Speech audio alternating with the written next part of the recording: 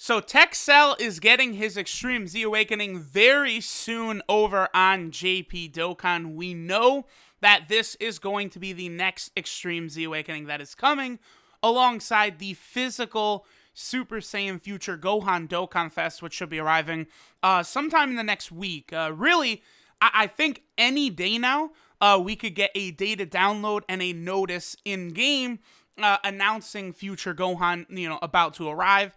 And I think either simultaneously or sometime after, we will get TEQ's Extreme Z Awakening. So I kind of wanted to make this video to kind of prepare you guys for what we can expect, both from what kind of increases TEQ might get, as well as what units might be relevant in the Extreme Z Awakening event. Now, I was looking through it, and I gotta say, so far, I'm actually pretty concerned for how this might turn out. At least like in this actual event. This one could be one of the more difficult ones, just based upon the quality of units that you're going to be able to use. I actually expect there might be a new int type future unit to arrive on the banner along with Future Gohan. So first thing we'll do is we'll kind of see like how Cell might improve, right? So we know for sure, let's look at, this is Goku Super Saiyan 3 right here. So we know Cell's leader skill is going to change to Tech Key 3 and HP attack and defense 70%, right? Now, he could keep Supreme, but I do think it's more realistic that he will actually be granted immense damage, just as Super Saiyan 3 Goku was. Now, another thing I do want to point out here is that it seems to me as though the quality of buffs have been related to how difficult these Extreme Z Awakening events have been also. Like, I expect this Cell one to be one of the more difficult based upon the category that is going to be required to actually, beat this Extreme Z Awakening and get Cell, all the way to his max level. So I do think Cell could get immense damage. Full Power Frieza already had immense damage.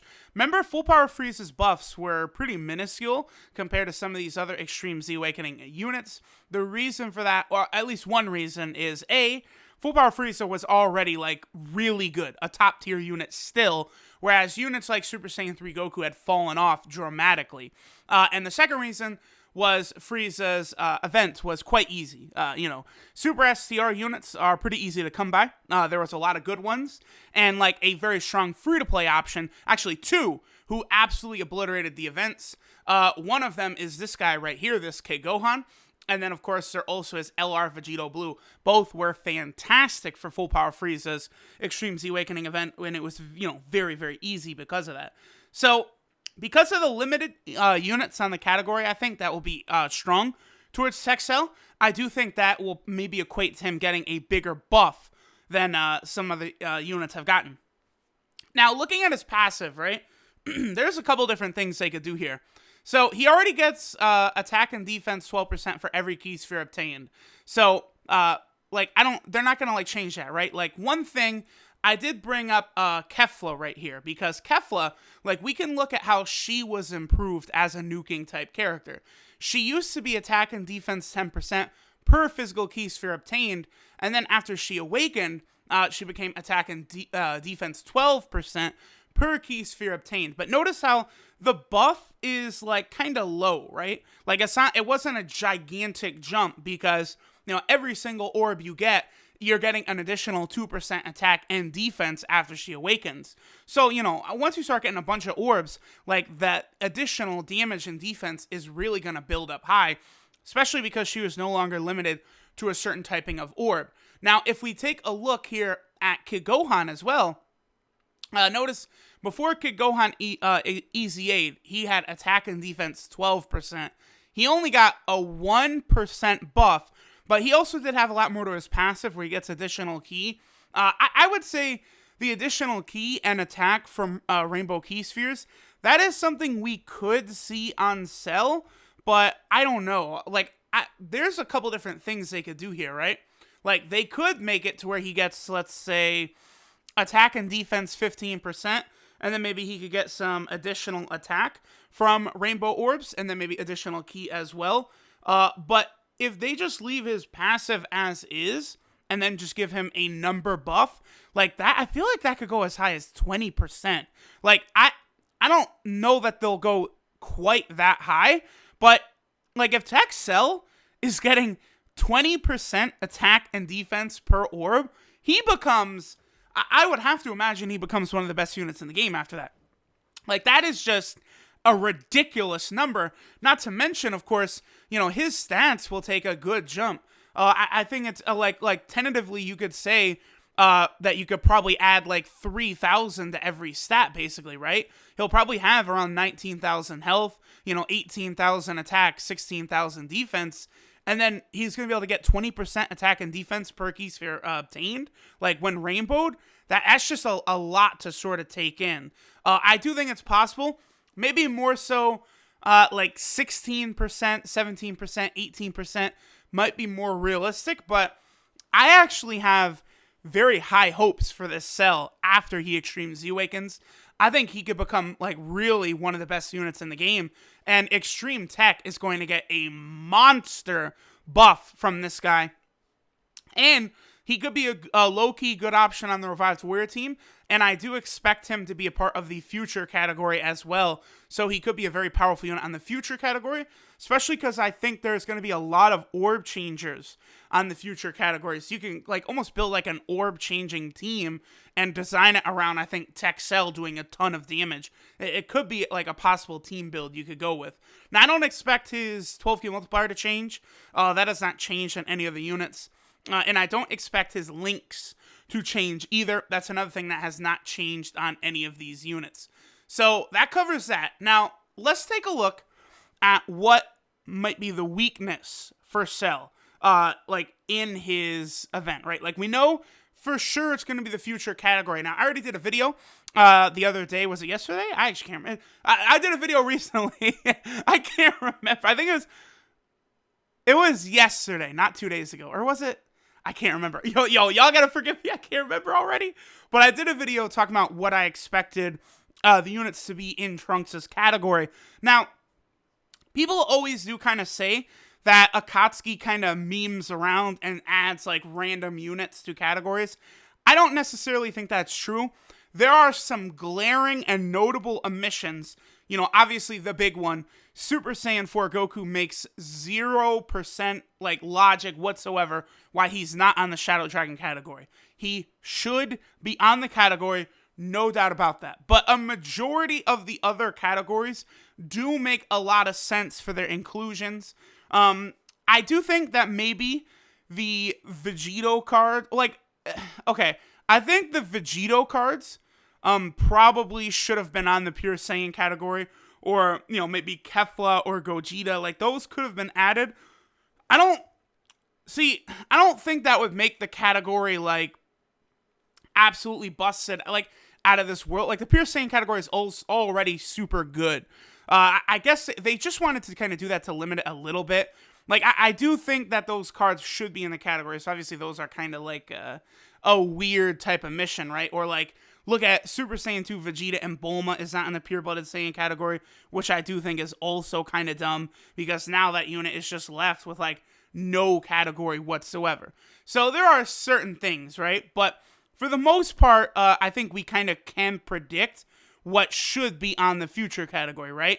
Now, I know a lot of people have hope that units like TEQ Vegito Blue or LR Vegito Blue might be in the category because they fought in the Future.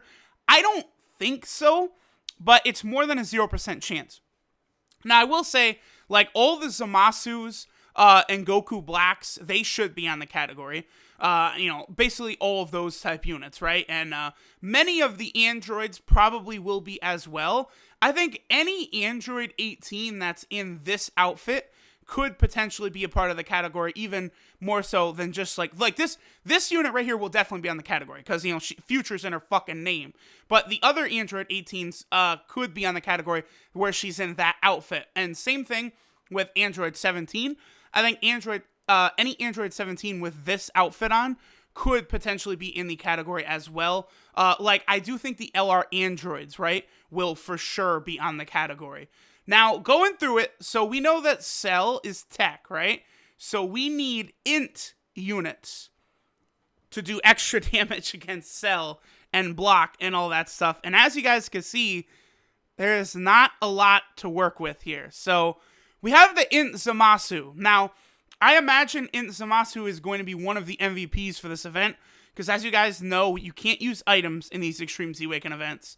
So the fact that Zamasu can recover health on Super will be huge. He reduces damage on his passive, which is, again, absolutely huge. That will be monstrous as defensive ability.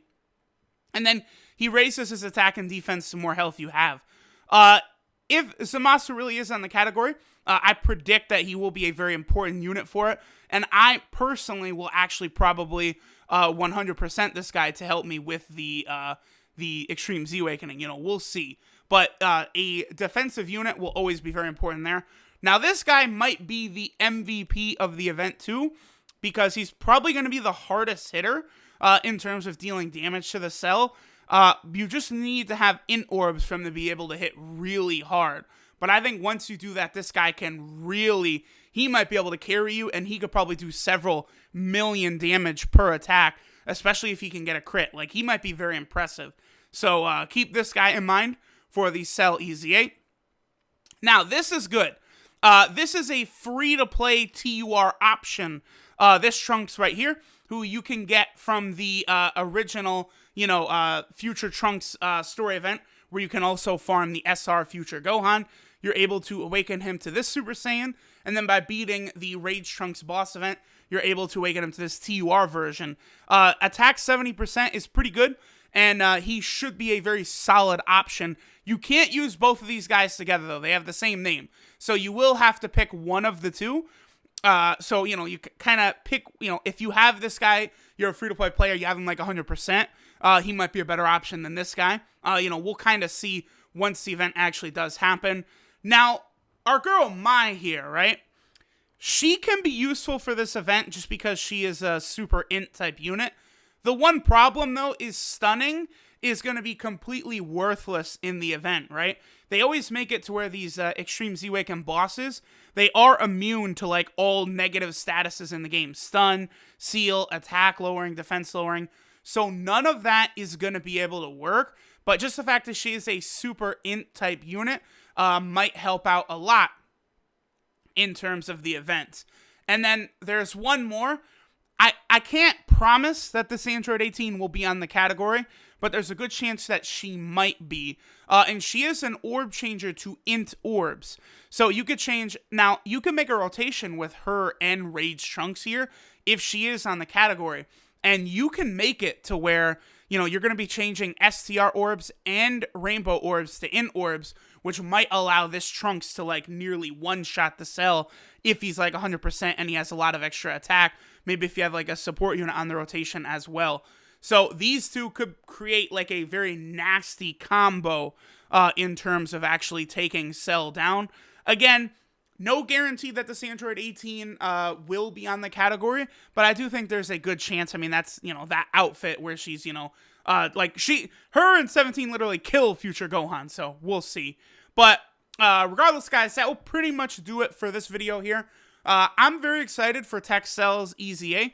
I think he's going to be a very good unit, and it'll be a nice little renaissance for Cell, right? It's been a long time since he's had like a new event or a new thing focused on him. Now we finally get to use our boy Cell, and these EZAs right now are some of the most fun I have with Dokkan, so I'm definitely looking forward to being able to grind out a new one of these events.